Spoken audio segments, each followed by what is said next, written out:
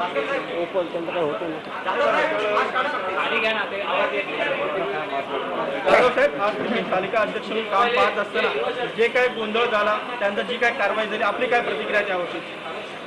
असं आहे की या कोरोनाच्या कारणास्तव अवघे 2च दिवस विधिमंडळाचं अधिवेशन सुरू राहणार आहे आणि या 2 दिवसाच्या अधिवेशनच्या कालावधीमध्ये सत्ताधारी आणि विरोधी पक्षांनी दोघांनी मिळून एकत्र येऊन महाराष्ट्राच्या हिताच्या दृष्टीनं अधिकाधिक निर्णय कमी वेळात जास्तीत जास्त निर्णय करून घेणं आवश्यक आहे।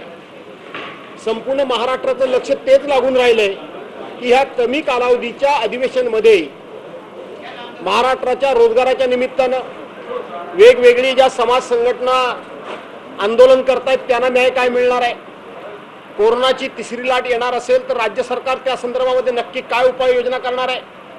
गेल्या 1.5 वर्षामध्ये कोरोनामुळं जे काय सगळ्या क्षेत्रामध्ये आपण थोडं मागे गेलेलो आहोत त्या अनुषंगानं सरकार काय निर्णय घेते किंवा सरकारकडून काय निर्णय करून घेतले पाहिजेत अशा अर्थानं 2 दिवसाच्या कमी कालावधीच्या अधिवेशनमध्ये जास्तीत जास्त सकारात्मक निर्णय करून घेण्याच्या दृष्टीनं सरकार आणि विरोधी पक्ष यांनी एकत्रितपणे काम करणं अपेक्षित आहे आणि त्यांच्याकडून ते काम करून घेणं हे जे कोणी सभाध्यक्ष असतात त्या सभाध्यक्षांनी ते करून घेतलं पाहिजे अशा पद्धतीचा विचार हा राबवणारा अंमलात आणणारा मी एक कार्यकर्ता आहे आणि त्याच पद्धतीनं आज ओबीसी आरक्षणासंदर्भात या सभागृहाचे ज्येष्ठ मंत्री सन्मान्य भुजबळ साहेब यांनी महाविकास आघाडीतर्फे जो प्रस्ताव आणला त्या प्रस्तावावर खरं सांगायला गेलं तर पहिल्यांदा मंत्र्यांनी बोलायला पाहिजे होतं,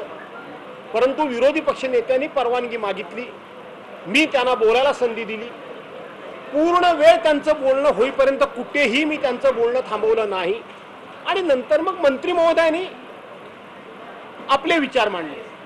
स्वाभाविक आहे सगळ्यांचा हेतू जर एकच आहे तर प्रस्ताव एक मतानं हा केंद्र सरकारकडे पाठवण्यामध्ये अडचण काहीच असता कामा नये। यापूर्वीचे देखील प्रस्ताव हे काँग्रेस राष्ट्रवादी सरकारनं आणले त्यावेळेला देखील सभागृहातून एकमताने गेलेले आहेत। भाजपा सेनेच्या सरकारनं ज्या वेळेला प्रस्ताव आणले त्याही वेळेला एकमतानं कुठलीही चर्चा न होताना गेलेले आहेत। आजचा प्रस्ताव सुद्धा एकमतानं आणि मी चर्चा करायला अध्यक्षीय नात्याने संधी दिलेली असताना सुद्धा मंजूर करायला हवा होता, परंतु काही लोकांना ओबीसीना आरक्षण मिळूच द्यायचं नाहीये, ओबीसीचा विषय सभागृहामध्ये आपण म्हणू तोच खरा आहे अशा पद्धतीनं जगलरी करणं आणि कपोलकल्पित आरोप जे बाहेर सभागृहाच्या बाहेर केले जातात तेच आरोप आम्ही सभागृहामध्ये करू आणि ते जनतेनं खरं मानावं अशी ज्यांची अपेक्षा होती त्यांना सन्मान्य भुजबळ साहेबांनी सत्य पुराव्यानिशी आणि खरी उत्तर दिल्यामुळं अस्वस्थ झाले आणि त्या अस्वस्थतेतून हा सगळा सभागृहामध्ये प्रकार घडला हे मी आपल्याला निदर्शनास आणून देऊ इच्छितो।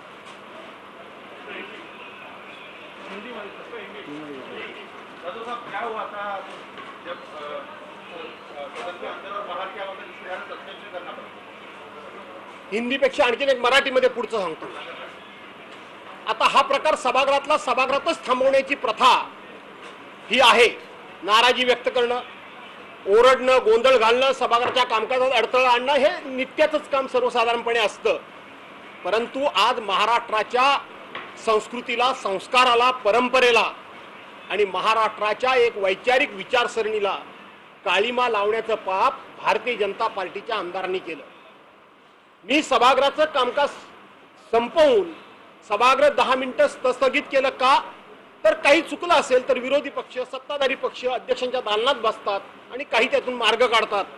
या उद्देशानं कुणीही न सांगता 10 मिनिटाकरता सभागृह मी स्थगित केलं, कारण मला पण इतक्या वर्षाचा अनुभव आहे आणि मी नुसता अध्यक्षांच्या केबिनमध्ये आलो तर त्यावेळेला स्वतः विरोधी पक्षनेते देवेंद्र फडणवीस, भारतीय जनता पार्टीचे राज्याचे अध्यक्ष चंद्रकांतदादा पाटील आणि त्यांचे सगळे वरिष्ठ आमदार आणि नवनिर्वाचित आमदार हे सगळे माझ्या एकट्यावर तुटून पडले। मी वरिष्ठ नेत्यांना सांगत होतो की तुम्ही ह्यांना समजावून सांगा की सभागृहातला विषय हा सभागृहातच संपतो, सभागृहाच्या बाहेर आल्यानंतर तो व्यक्तिगत घ्यायचा नसतो अशा पद्धतीनं हाणामाऱ्या करायच्या नसतात, परंतु त्यांनी मला की जे विरोधी पक्ष नेत्यांनी सुद्धा मान्य केलेलं आहे की आमच्या दोन तीन लोकांकडून काही चुकीचे शब्द गेले, सभागृहामध्ये मान्य केलेले आहेत. शिवीगाळ केली, माझ्या अंगावर येण्याचा प्रयत्न केला, माझ्या आई बहिणीवरनं शिव्या दिल्या, असा अश्लाघ्य प्रकार महाराष्ट्राच्या विधानसभेमध्ये, जो स्वतः आम्ही सुसंस्कृत आहोत, आम्ही म्हणजे अतिशय विचारी लोकांचा, संस्कृत लोकांचा, सुशिक्षित लोकांचा आणि सभ्य लोकांचा पक्ष म्हणून जो टेंबा मिरवतात, त्या लोकांकडून अशा प्रकारचं कृत्य व्हावं आणि त्याला वरिष्ठ नेत्यांनी पाठिंबा द्यावा, ही अत्यंत दुर्दैवी बाब है. ऐसा है कि आज महाराष्ट्र के सदन में ओबीसी जो समाज है उनके आरक्षण के बारे में प्रस्ताव आया था. उस प्रस्ताव पे वो प्रस्ताव मंत्रिमंडल के वरिष्ठ मंत्री सम्मान्य भुजबल साहब ने हाउस में सरकार की तरफ से लाया था. हाउस में जो प्रस्ताव लाता है वो मंत्री पहले भाषण करता है और बाद में विपक्ष को बोलने के लिए वहां चांस दिया जाता है. लेकिन माननीय विरोधी पक्ष नेते देवेंद्र फडणवीस जी का आग्रह था कि मुझे पहला बोलना, आप मुझे संधि दीजिए, चांस दीजिए, तो मैंने उनको पहले बोलने का चांस दिया. बाद में मंत्री महोदय छगनराव भुजबल जी ने उसको बड़ी खुलासेवार एक एक उन्होंने जो मुद्दा उपस्थित किया था उसको बाय एविडेंस, पुरावा हाथ में लेके, कागज हाथ में लेके, लेटर हाथ में लेके उन्होंने उनको पूरी तरह से एविडेंस के साथ में जवाब दिया, जिसके कारण देवेंद्र फडणवीस और भारतीय जनता पार्टी के लोग, आमदार लोग अस्वस्थ हो गए और उन्होंने आज जो महाराष्ट्र की संस्कृति है, महाराष्ट्र के संस्कार है, महाराष्ट्र की एक परंपरा है, उसको कालीमा लगाने का काम किया. वो वहां तक रुके नहीं. उसके बाद में मैंने 10 मिनट के लिए सभागृह एडजर्न किया और मैं अध्यक्ष के चेंबर में आया.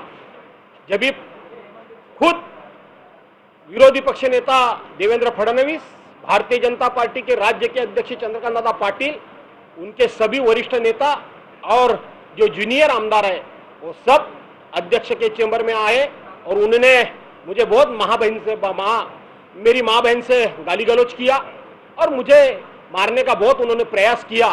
मैंने उनको बार बार समझाया. मैंने ये भी कहा कि यहाँ सीसीटीवी कैमरा है, आप जो कर रहे हो वो कुछ छिपेगा नहीं, ये आप गलत कर रहे हो. सभागृह का विषय है, सभागृह में वही के वही रुकना चाहिए, ये आप गलत काम कर रहे हो, उनको रोको. लेकिन उनको उन्होंने बिल्कुल रोका नहीं, बिल्कुल रोका नहीं. ऐसे ये उन्होंने काम किया. इसीलिए भारतीय जनता पार्टी को बाय रूल, बाय कानून 12 आमदारों को सस्पेंड किया गया है.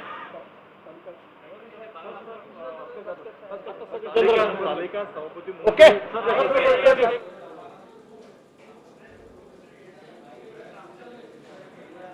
जी घटना घडली ती तुम्ही समोर आहात, त्यामुळे आणखी वेगळं काय, मी काय ह्याच्यामध्ये कुठलंही ऑन रेकॉर्ड मी बोललो, ह्याच्यापेक्षा सगळं बोललोय. आहे का विषय? ऑन रेकॉर्ड बोललोय मी उद्या त्याच्यामध्ये पाहिजे तर तुम्हाला त्याची बाहेर सर्क्युलर देईन, म्हणजे ते कॉपीज काढून देईन.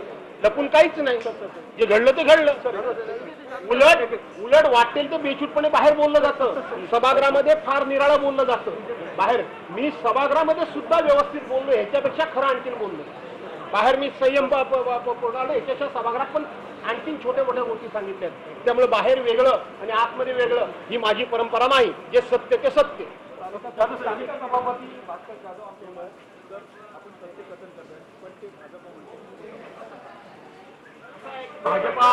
तालिका अध्यक्ष भास्कर जाधव यांनी आपल्यासोबत जे काही झालं त्याची माहिती या ठिकाणी दिली. तसंच अध्यक्षांच्या दालनामध्ये आपल्याला शिवीगाळ करण्यात आल्याचा आरोप पुन्हा एकदा त्यांनी केला आहे. चर्चा करण्याची संधी दिलेली असताना देखील विरोधकांनी गोंधळ घातला. भाजप आमदारांनी अस्वस्थतेमधून हा गोंधळ घातलेला आहे असं भास्कर जाधव यांनी म्हटलं. शेलार, अभिमन्यू पवार, गिरीश महाजन, अतुल भातखळकर, पराग आळवणी, हरीश पिंपळे, राम सातपुते, जयकुमार रावल, योगेश सागर, नारायण कुचे आणि कीर्तिकुमार भांगडिया अशा 12 निलंबित आमदार आता राज्यपालांच्या भेटीकरता दाखल होत आहेत. ही दृश्य आपण पाहतोय राजभवन परिसरातली ही दृश्य. आशिष शेलार हे देखील या ठिकाणी उपस्थित आहेत। 12 आमदारांपैकी एक आहेत आणि राज्यपालांच्या भेटीकरता म्हणून दाखल झालेले आहेत। सभागृहामध्ये आज गोंधळ उडाला आणि त्यानंतर मात्र 12 आमदारांचं निलंबन करण्यात आलं आणि आता हे 12ही निलंबित आमदार राज्यपालांच्या भेटीकरता राजभवनावर दाखल झाल्याची ही ताजी दृश्य आपण पाहतो आहोत। आता राज्यपालांशी नेमका काय संवाद साधला जाणार आणि त्यानंतर प्रसार माध्यमांना काय प्रतिक्रिया दिली जाते हे पाहणं महत्त्वाचं असेल। 1 वर्षाकरता म्हणून हे निलंबन करण्यात आलेलं आहे 12ही आमदारांचं। हे 12ही निलंबित आमदार आता राज्यपालांच्या भेटीकरता राजभवनात दाखल झालेले आहेत। राज्यपाल भगतसिंग कोश्यारी यांची भेट घेतली जाईल। साधारणतः 5:45 ही भेट होणार असल्याचं कळतंय। थेट जाऊया आमचे प्रतिनिधी आहेत त्या ठिकाणी समीर भिसे यांच्याकडे। समीर, का अधिक माहिती या संदर्भात? थेट 12 निलंबित आमदार राजभवन परिसरात आता दाखल झाले आहेत।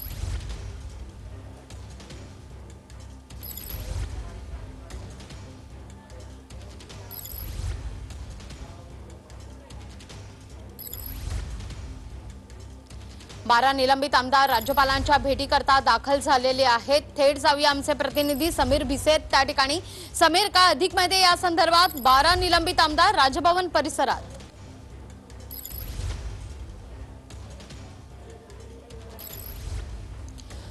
भाजपचे आमदार आता राज्यपालांच्या भेटीकरता राजभवनात दाखल होत असल्याची ही दृश्य आपण पाहतोय। विधानसभा अध्यक्षांच्या दालनात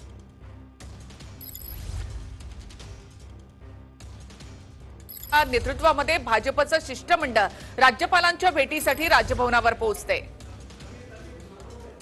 12 निलंबित आमदार राज्यपालांच्या भेटीसाठी पोहोचले। हे षडयंत्र आहे, आमच्यावर अन्याय झाला असे या 12 निलंबित आमदारांनी म्हटले।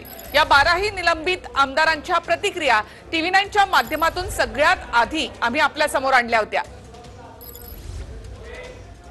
विधानसभेमध्ये आणि त्याचबरोबर विधानसभा अध्यक्षांच्या तालिका अध्यक्षांच्या दालनाच्या बाहेर जो काही गोंधळ घालण्यात आला त्यावरून 12 आमदारांना निलंबित करण्यात आलं। अधिक माहिती आपण घेऊयात आमचे प्रतिनिधी समीर भिसे यांच्याकडून। समीर, भाजपचे 12 आमदार आशिष शेलार यांच्या नेतृत्वामध्ये राजभवनावर। बिलकुल 12 आमदार जे आहेत निलंबित भाजपचे राजभवनावर दाखल झालेले आहेत आणि जो काय प्रकार घडला आहे त्याबद्दलची तक्रार करण्यासाठी महाविकास आघाडीच्या कार्यपद्धतीची तक्रार करण्यासाठी ते राजभवनावर दाखल झाले आहेत आणि राज्यपाल महोदय कोश्यारी यांच्याकडे ते आपली तक्रार मांडणार आहेत। ज्या पद्धतीने निलंबन झालेलं आहे ते पाहता भाजपचं म्हणणं आहे की त्यांची गळचेपी होते, मुस्कटदाबी केली जाते।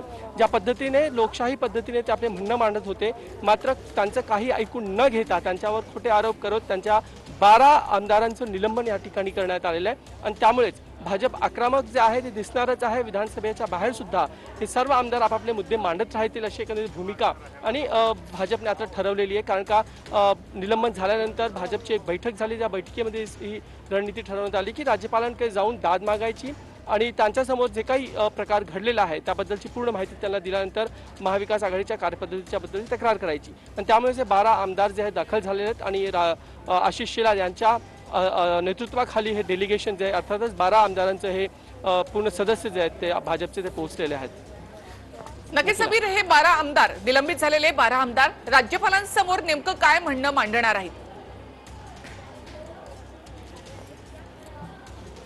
राज्यपालांसमोर त्यांना एक तक्रार मांडायची आहे की आज जो काही प्रकार घडला सभागृहामध्ये आणि सभागृहाच्या नंतरही जो दालनामध्ये विशेषतः जे विधानसभा अध्यक्ष आहेत त्यांच्या दालनामध्ये जो काही प्रकार घडला आहे सगळ्यांची तक्रार करायची आहे। कारण का वारंवार जे आरोप केले जात आहेत सत्ताधाऱ्यांकडून की भाजपच्या आमदारांनी संयम सोडला आणि त्यांनी एकंदरीतच जे आसन आहे विधानसभा अध्यक्षांचं त्याच्या समोर गेले आणि त्यांनी त्या एकंदरीतच त्यामध्ये त्यांनी गदारोळ केला आणि जे कार्यपद्धती आहे त्याच्या एकदम विपरीत पद्धतीने त्यांनी त्यांचा व्यवहार आणि वर्तन राहिलेलं आहे त्यामुळे त्यांचं हे निलंबन झालं आहे। त्याचबरोबर विधानसभा अध्यक्षांच्या दालनामध्ये गेल्यानंतर सुद्धा जे काय प्रकार एकंदरीतच घडलेले जे आरोप लावले जात आहेत की शिवीगाळ झाली आणि त्यानंतर एकमेकांवर बाचाबाची झालेली आहे, एकमेकांच्या अंगावर धावून जाण्याचे प्रकार झालेले आहेत, प्रामुख्याने भाजपच्या नेत्यांनी आणि आमदारांनी केले ज्यांची निलंबनं झालेली आहेत। ही सगळी कारणं देत हे सगळी निलंबन झालेलं आहे आणि त्यामुळे त्याची तक्रार करण्यासाठी की असा कोणताही प्रकार झालेला नाही आणि तरीसुद्धा फक्त त्यांची मुस्कटदाबी करण्यासाठी आणि राजकीय सूडबुद्धीने हे पूर्ण निलंबन झालेलं आहे आणि ते त्याची माहिती देण्यासाठी आणि दाद मागण्यासाठी एकंदरीतच हे 12चे 12 आमदार जे आहेत राजभवनावर दाखल झालेले आहेत। निखिला, आपल्याला माहिती आहे की भाजप जे आहेत नेहमीच महाविकास आघाडी सरकारच्या अनेक जी कार्यपद्धती असेल किंवा त्याबद्दलच्या तक्रारी असतील त्या घेऊन नेहमीच राजभवनावर दाखल होत असतात आणि ही सुद्धा एक मोठी तक्रार घेऊन राजभवनाकडे ते गेले आहेत आणि त्यानंतर आता निश्चितच त्यामध्ये राज्यपाल महोदय पुढील जो पत्रव्यवहार आहे ते मुख्यमंत्र्यांसोबत किंवा विधानसभा अध्यक्षांसोबत कशा पद्धतीने करतात, त्याच्याबद्दल काय मुद्दे मांडतात किंवा काय नियम आहेत, त्या नियमावलींचा काय उल्लेख होतो हे सुद्धा पाहणं तेवढंच महत्त्वाचं ठरणार आहे। नक्कीच समीर, पुन्हा एकदा आपण बातमी सांगूयात की भाजपचे निलंबित 12 आमदार जे आहेत ते राज्यभवनामध्ये दाखल झालेले आहेत आणि 12 आमदारांचं हे शिष्टमंडळ राज्यपालांना भेटत आहे। आता सध्या ही थेट दृश्य देखील आपण पाहतोय। निलंबनाच्या कारवाई विरोधामध्ये हे शिष्टमंडळ राज्यपालांच्या भेटीसाठी पोहोचलेलं आहे।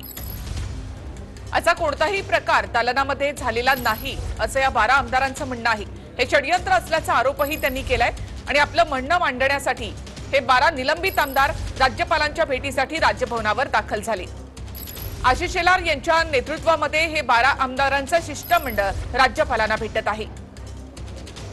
विधानसभा अध्यक्षांच्या दालनामध्ये गदारोळ झाला होता आणि त्या प्रकरणामध्ये आपल्याला शिवीगाळ करण्यात आल्याचा आरोप आणि दावा या ठिकाणी भास्कर जाधव यांनी केला होता आणि त्यानंतर या 12 आमदारांचं 1 वर्षासाठी निलंबन करण्यात आलेलं आहे।